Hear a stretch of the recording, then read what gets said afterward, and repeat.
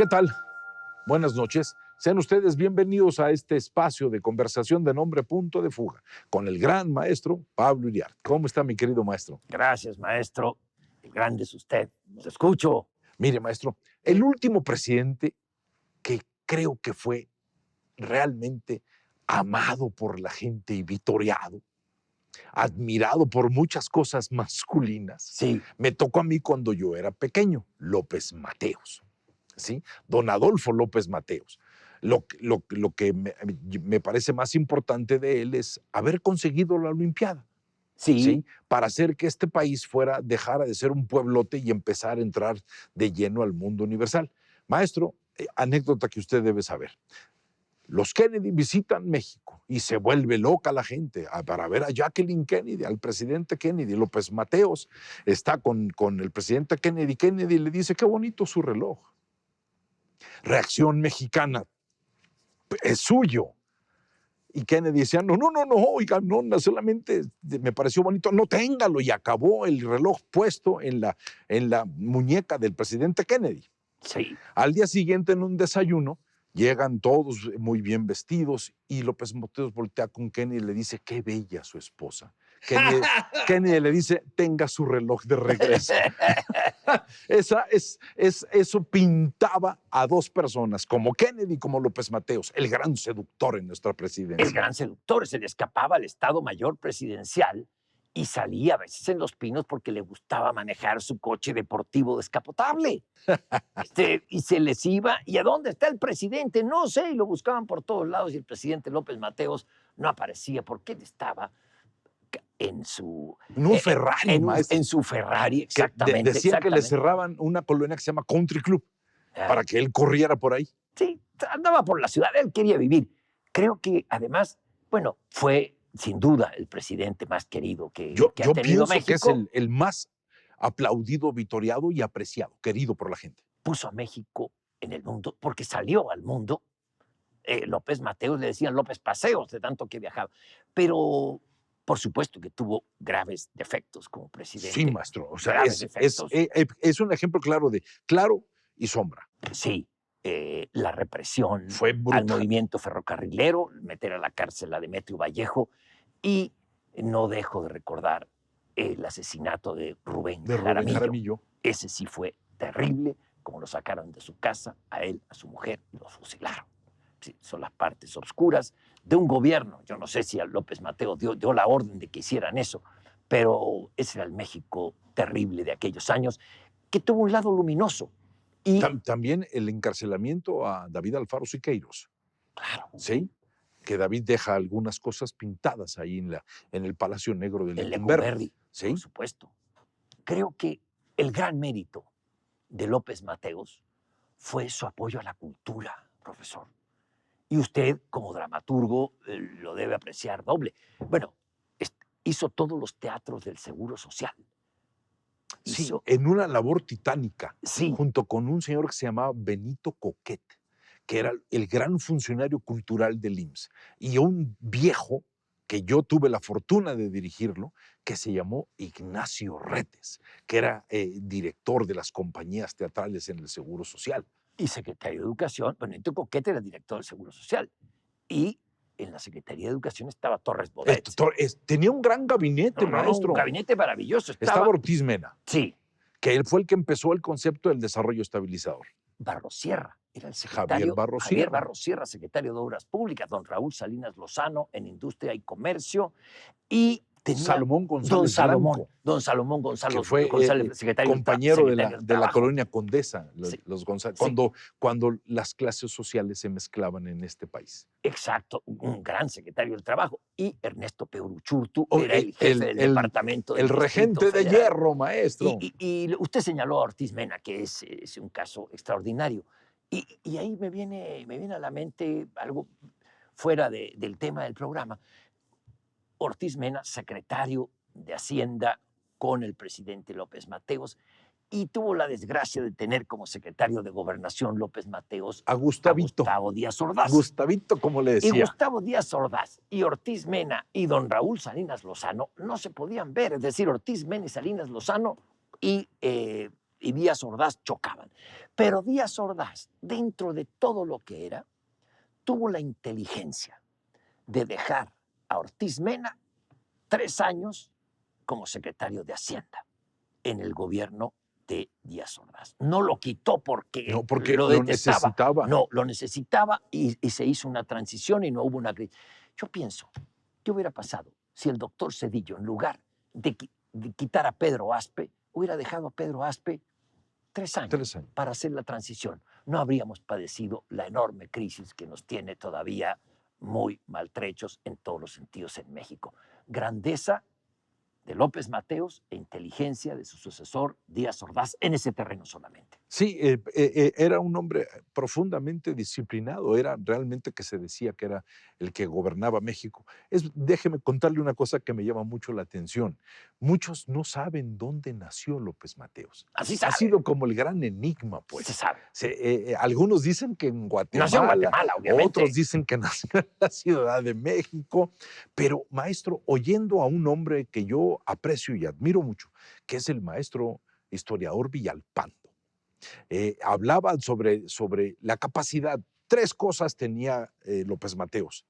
Tenía una enorme resistencia física a base de grandes caminatas, deportista, muy seductor. Decían que las mujeres lo volteaban a ver por su capacidad de verbal y ser profundamente amable con ellas, y su capacidad de oratoria, que lo llevó a tener una muy fuerte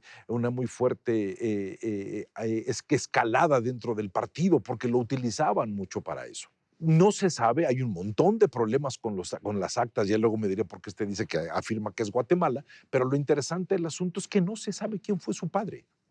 Y el historiador Villalpando avienta una idea que algún día platicaremos con él. Dice que el padre de López Mateos, según él, era Isidro Fabela, el gran diplomático, que fue el ser humano que lo agarró, lo apoyó, lo puso de director de algo, luego lo puso de esto, luego le dio el espacio en la senaduría.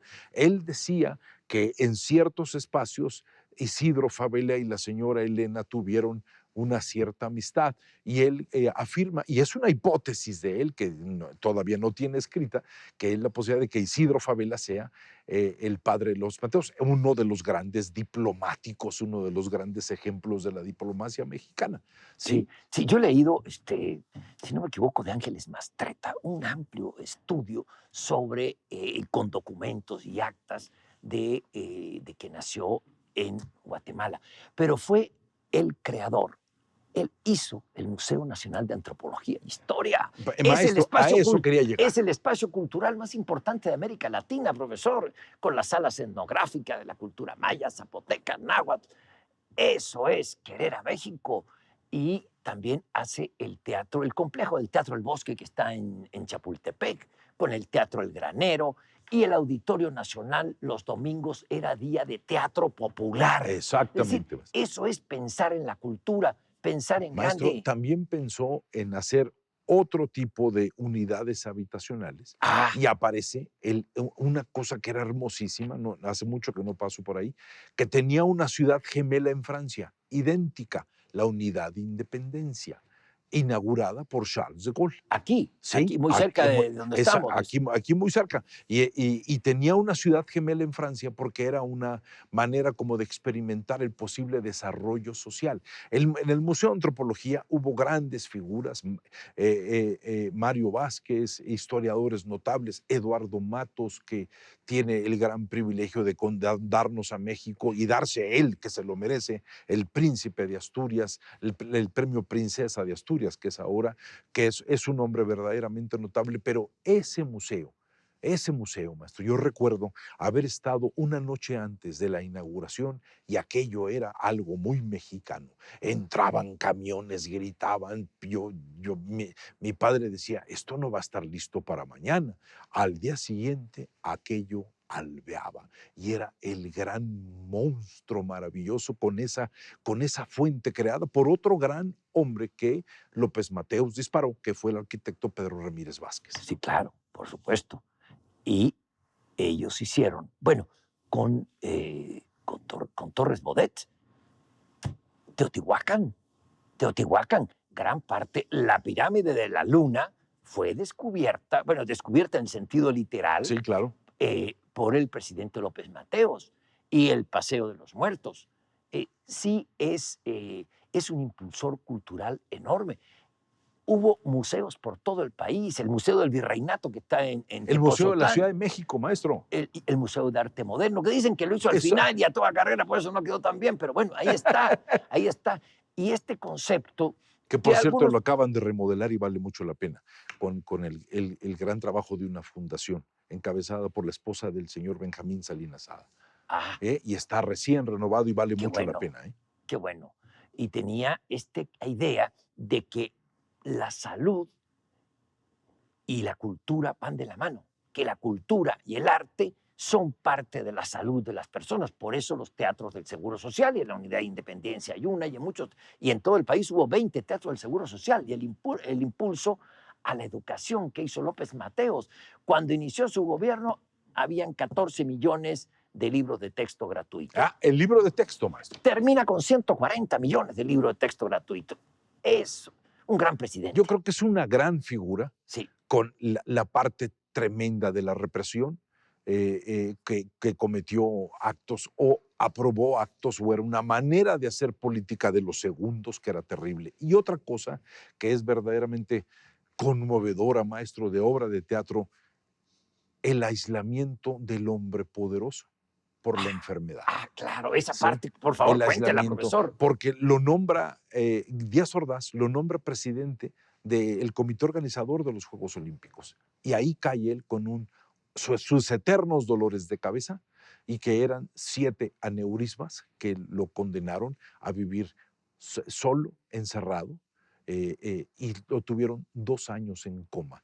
Como el gran seductor que renovó y que abrió a México hacia intentar que dejara de ser un pueblote, cayó preso de él mismo con un cerebro terriblemente dolido, maestro, y en un encerramiento brutal. Es una historia trágica. Aún como presidente se encerraba en salones de Palacio Nacional con estos dolores de cabeza tremendos, todo apagado, todo oscuro, todo cerrado. Eso nos lo contaba Humberto Romero Pérez, ¿se acuerda? El que fue su secretario particular. Que ese era guatemalteco.